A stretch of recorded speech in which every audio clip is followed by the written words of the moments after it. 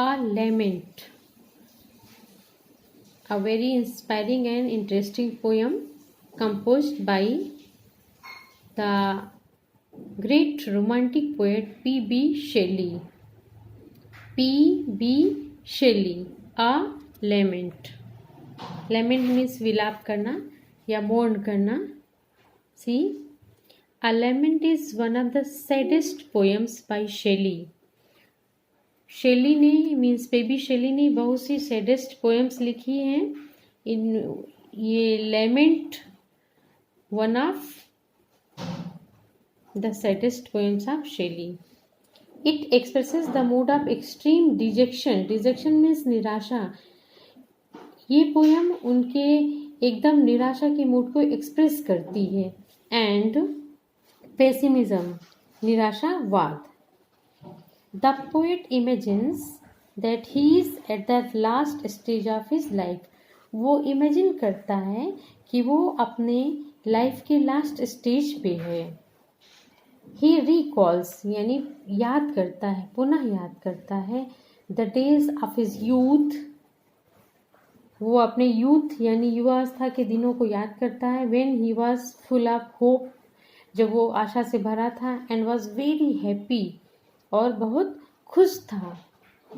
इस समय बेटा फिर से देखिए, वो पोएट इमेजिन करता है कि वो अपनी लाइफ की लास्ट स्टेज पे है और वो रिकॉल करता है अपने यूथ के दिनों को जब वो होप यानी आशा से भरा था. एंड वॉज वेरी हैप्पी, और बहुत खुश था.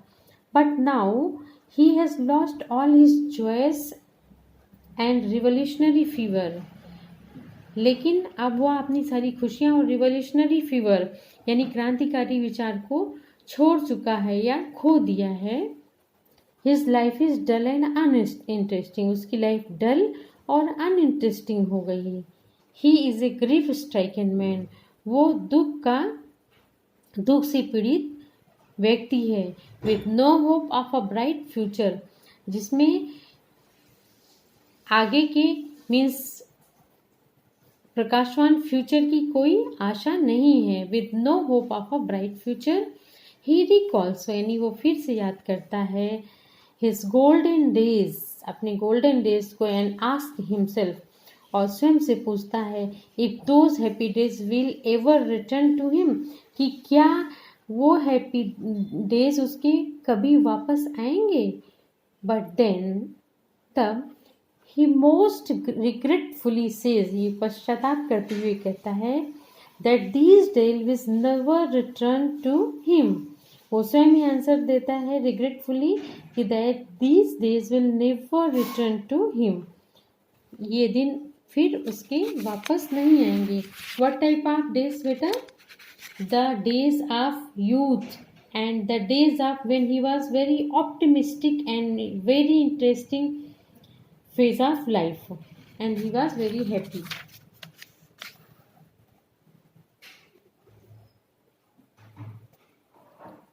See the glossary. Oh world, oh life, oh time. These words come out of the bitter disappointment of the poet's heart. Of the poet's heart, they are full of pathos. वो करुणा या दर्द से भरे हैं. Because the poet feels that he has arrived nearer to end of his life. वो ये realise करता है कि उसकी लाइफ का एंड आने वाला है.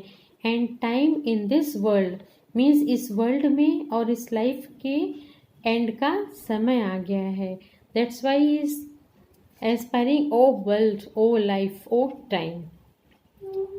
Next, on whose last step I climb, on whose last steps I climb. Here life has been compared to a ladder. Ladder means सीढ़ी. And the poet imagines himself to be standing on its last rung. Last rung means सबसे आखिरी step. वो imagine करता है कि अपनी life को वो एक लैडर से कंपेयर करता है और इमेजिन करता है कि वो अपने इस लैडर की लास्ट रंग मीन्स स्टेप पे खड़ा है. he feels that the period allotted to him is coming to a close. वो फील करता है कि जो लाइफ का पीरियड उसे अलॉट किया था गॉड ने, that is coming to an end. It appears that he had premonition. Premonition means पूर्वानुमान. He had a premonition of his approaching death.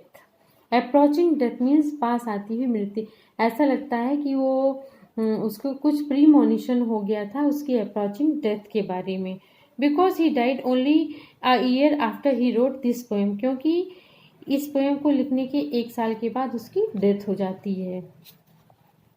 Trembling at that where I had stood before. See what is the depth he is sharing with us. Trembling at that where I had stood before means मैं वहीं कांप रहा हूँ. where I had stood before जहाँ मैं पहले खड़ा था.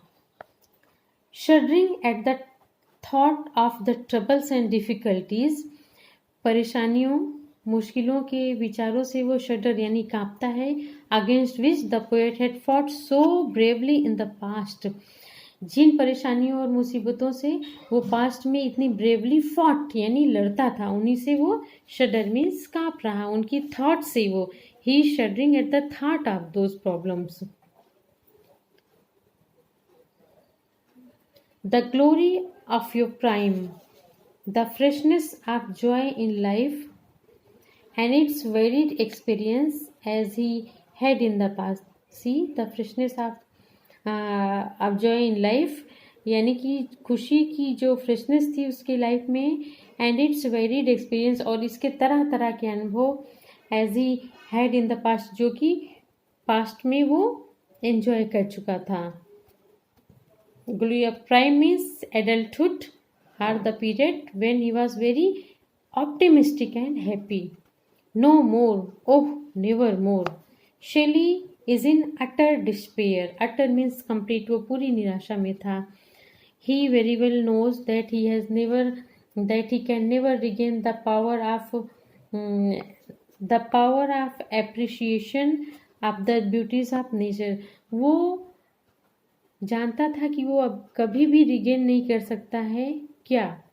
The power of appreciation of the beauties of nature यानी प्रकृति की सुंदरता की एप्रिशिएशन करने की पावर जो थी वो कभी रिगेन नहीं कर सकता है. He understood well. Out of the day has taken flight. Day and night have become cheerful to him. Day और नाइट उसके लिए चीयरफुल थे. Not cheerful but cheerless. Day and night have become cheerless to him. खुशी से हीन हो गए थे. Hoar means white frost. Move my faint heart with grief. Move my faint heart with grief. The beauties of nature which used to fill him with joy in